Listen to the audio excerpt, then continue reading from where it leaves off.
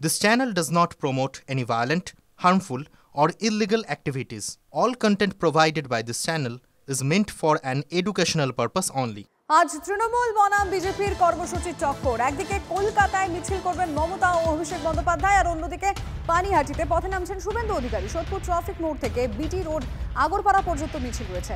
তৃণমূল সরকারের বিরুদ্ধে তোষণ, মিথ্যাচার, নৈরাজ্য ও অপশাসনের অভিযোগ তুলে আজ পথে প্রতিবাদের শুভেন্দু অধিকারী। উত্তর শহরতলির জেলা বিজেপির ডাকে পরিবর্তন যাত্রা।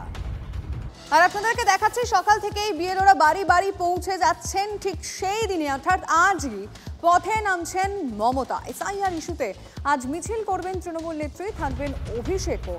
রেড রোডে আম্বেদকর মূর্তির সামনে থেকে মিছিল যাবে জোড়াসাঁকো ঠাকুরবাড়ি পর্যন্ত। এসআইআর প্রতিবাদে সংবিধান প্রণেতা ও রবীন্দ্রনাথকে জুড়তে চাইছে শাসক দল। অবশ্যই আজকের এই মিছিল অত্যন্ত গুরুত্বপূর্ণ। এই মিছিলের পর কি বার্তা দিতে চলেছেন তৃণমূল সুপ্রিমো, কি বলবেন অভিষেক বন্দ্যোপাধ্যায়, অবশ্যই আমাদের নজর রয়েছে। তার আগে চলুন একটু প্রস্তুতির ছবিটা দেখে নেওয়া যাক। আমাদের রিপোর্টাররা রয়েছেন, সোমা এখন রয়েছেন আমাদের সঙ্গে রেড রোড থেকে। সোমা,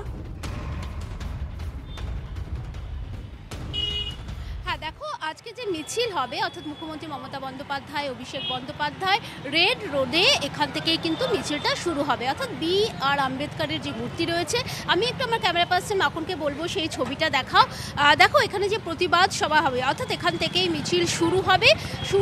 যখন হবে প্রতিবাদ সভা, এখানেও হয়তো মুখ্যমন্ত্রী মমতা বন্দ্যোপাধ্যায় তিনি কিছু বক্তব্য রাখবেন, অভিষেক বন্দ্যোপাধ্যায় তিনিও কিছু বক্তব্য রাখবেন। দেখতে পাচ্ছ সেই প্রস্তুতির ছবি, ইতিমধ্যেই কিন্তু সেই প্রস্তুতি শুরু হয়ে গেছে, শেষ পর্যায়ের প্রস্তুতি বলা যেতে পারে। এবং এখান থেকে মিছিল শুরু হয়ে অর্থাৎ রেড রোড থেকে মিছিল শুরু হয়ে ধর্মতলা, সেন্ট্রাল এভিনিউ হয়ে সেই মিছিল পৌঁছাবে একেবারে জোড়াসাঁকো ঠাকুরবাড়ির সামনে। সেখানেও কিন্তু প্রতিবাদ সভা হবে এবং সেখানেও মঞ্চ গড়া ইতিমধ্যেই হয়ে গেছে। নজর থাকবে এবং আজকে তৃণমূল সুপ্রিমো মমতা বন্দ্যোপাধ্যায়ের সঙ্গে পা মেলাবেন অভিষেক বন্দ্যোপাধ্যায়ও, নজর থাকবে তাদের বক্তব্যে।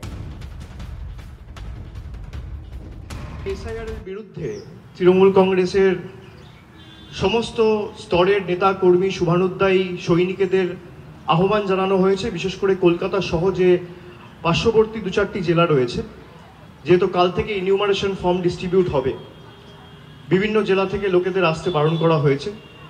ঐতিহাসিক মিছিলে আমি আপনাদের মাধ্যমে সকলের কাছে আবার একবার অ্যাপিল করব যোগ দেওয়ার জন্য।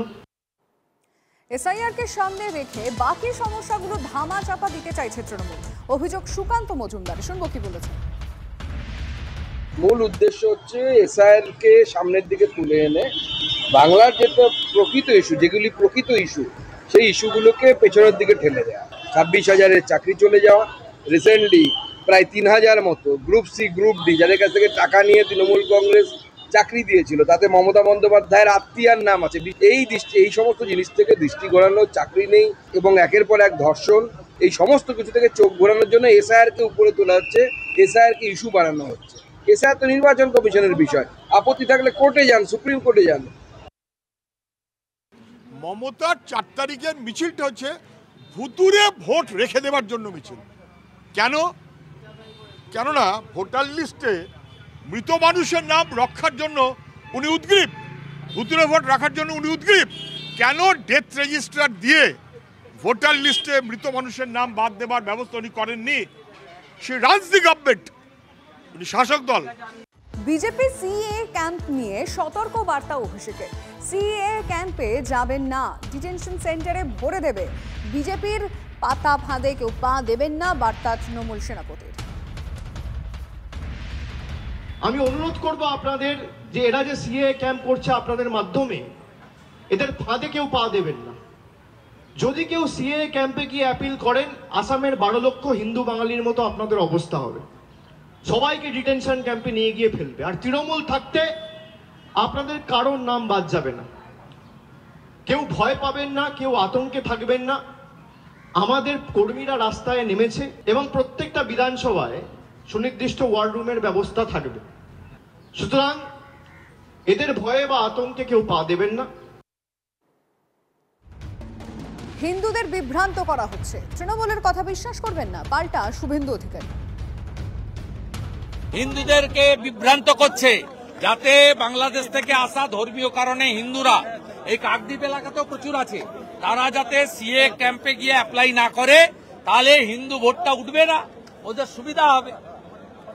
আমি হিন্দুদের বলবো তৃণমূলের কথা বিশ্বাস করবেন না, বিশ্বাস করুন দুজনের কথা, দেশের প্রধানমন্ত্রী নরেন্দ্র মোদীর কথা আর ভারতের নির্বাচন কমিশনের কথা, আর কারোর কথা শুনবেন না। এখনো পর্যন্ত 50,000-এর বেশি মানুষ আবেদন করেছে, প্রত্যেক দিন 10-15-20 হাজার করে মানুষ আবেদন করছে। আমি একটা নাম জানতে চাই, ডিটেনশন ক্যাম্পে গেছে একজনের নাম বলুন, আর ডিটেনশন ক্যাম্পের ঠিকানাটা বলুন।